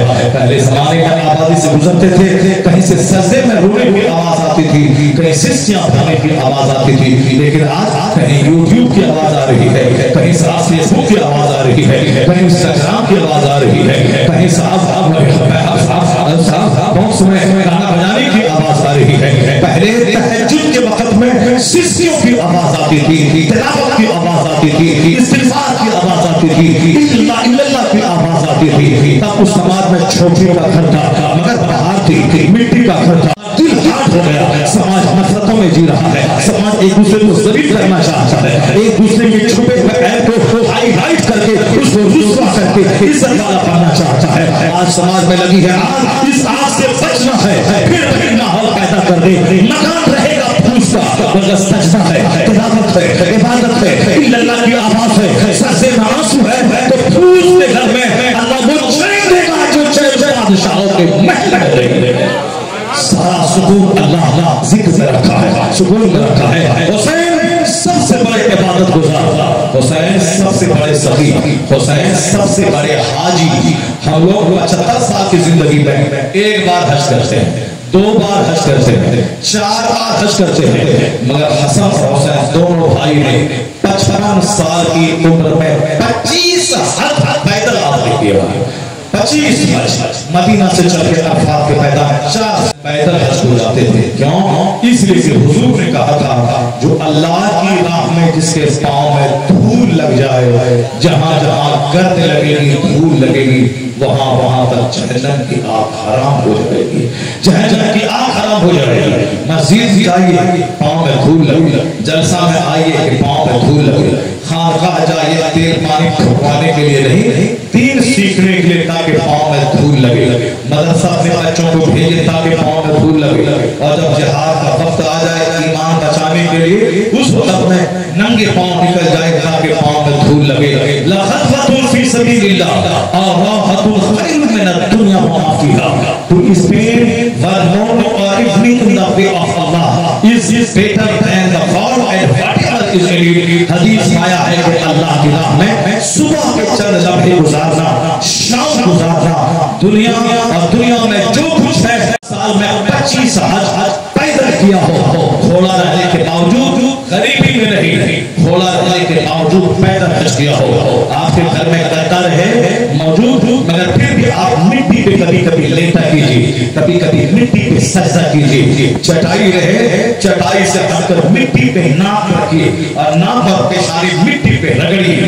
पुख्ता पे रगड़ने से पेशानी काली हो जाएगी, जैसे दूसरे फकीला सब करते हैं, लेकिन आप सुन्नी से अकीदा है तो आप पत्थर पे पेशानी रगड़िए, आप मिट्टी पे पेशानी रगड़िए। अल्लाह बहुत पसंद है जब एक बंदा सर से सर रख के मिट्टी पे सर रगड़ता है कि मालिक मैं जीरो हूँ, कुछ नहीं, तू सब कुछ है, मैं मोहताज हूँ, तू गनी है, मैं फकीर हूँ, तू जवाद है, मैं कमजोर हूँ, तू इख्तियार वाला है, मैं बंदा हूँ, तू मेरा मालिक है, मैं मखलूक हूँ, तू मेरा खालिक है, मैं जीरो हूँ, तू सब कुछ है। जब बंदा पेशानी में सर रखता, जो 24 घंटे पेशाब करेगा मर जाएगा, खाना खाना जरूरी है, मगर जो 24 घंटे खाए पेट भर जाएगा, पानी पीना जरूरी है।